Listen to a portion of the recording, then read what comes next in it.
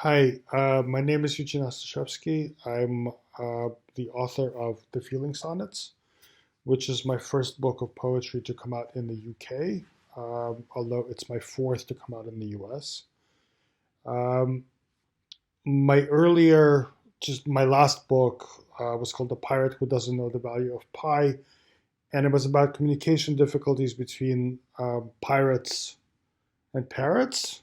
Um, and I got them stranded on a deserted island. I got them successfully shipwrecked. Um, and they were stuck on this deserted island, and they were arguing about lots and lots of things, including poetry. And when I finished that book, I mean, I was pretty happy with that book. But then I said to myself, okay, so after writing all this stuff about pirates and parrots, I think I need to write a book of actual poetry. And this is the Feeling Sonnets, which is a sequence of 56 American style, which means unmetered, unrhymed sonnets with the logical form of a Petrarchan sonnet that are broken down into four cycles of 14 poems each.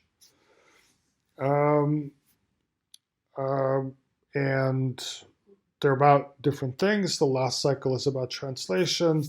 The cycle before that is about the siege of Leningrad uh, during World War II. Well, or about my relation to it. I was born in Leningrad, although I grew up in the US. And the cycles before that are about feelings, different kinds of feelings. Um, Anyway, what do I want to say about myself? Well, since you're British, you're probably thinking, what kind of an accent is that? This is a modern Brooklyn accent. Uh, uh, at least the last time I gave a reading, somebody who was on stage with me said, "Wow, you sound really Brooklyn when you read." Um, I don't, I don't think I sound really Brooklyn when I read because I don't say things like street. Um, But after a while of being in New York, like my sandwich, the G falls out of it. It becomes sandwich. Um, anyway, underneath the Brooklyn, the accent I have is a Russian accent. And supposedly, when I speak German, although the word speak here is kind of an overstatement, I live in Berlin, but my German is terrible.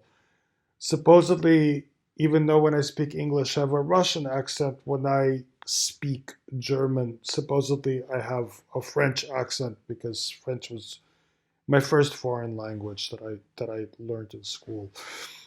I'm here in the uncomfortable position of promoting my poems, and one of the suggested questions that I'm supposed to answer uh, or one of the questions that it is suggested that I answer is what the last book is that blew me away. Um, and I don't know the answer to that, but I know what the last book is that I translated that blew me away. And this is a book called Lucky Breaks uh, by my friend Evgeny Belarusets, who is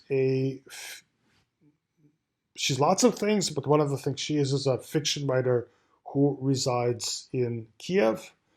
And it's a book of really beautiful short stories about women refugees from the Donbass in 2014, 2015 stage of the war. Um, the book was supposed to come out uh, on March 1st of this year, 2022.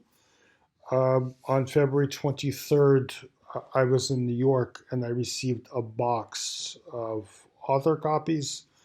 And I uh, took a picture of the author copies and I sent them to the actual author who was in Kiev. And an hour later, she wrote back to me saying, "We are being bombed." Um, uh, but it's not a book that bombed. It's a book that got lots and lots of reviews. And uh, that um, is that um, uh, it's a book by a Russophone author, and that draws on Gogol and draws on Daniel Harms, um, uh, to tell the stories, or to give you glimpses of the stories of the women that are its protagonists. I'm very happy to have translated it.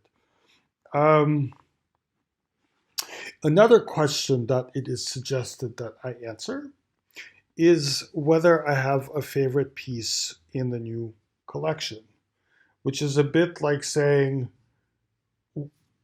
which of your children do you prefer? So I can't give you an answer for that. But I can talk about one of the pieces that I'm posting, or the piece that I'm posting on the Carcanet website. And it's from the fourth cycle, which is about translation and about how languages do not match. And it's actually a translation of Pushkin's translation of Trois Corbies. Uh, you probably know it. It's a Scots ballad. Um, but it's inspired by the Belarusian border crisis of a year or so ago, when Lukashenko wanted to send Middle Eastern migrants over the Polish border to pressure the EU, and they got stranded for a few weeks in the forest.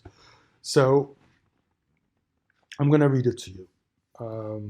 Give me a second. I'm going to read it to you, but first I would like to find it on my computer, because finding something is the precondition of reading it.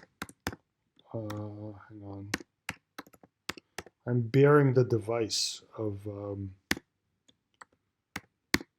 One second. Boom, boom.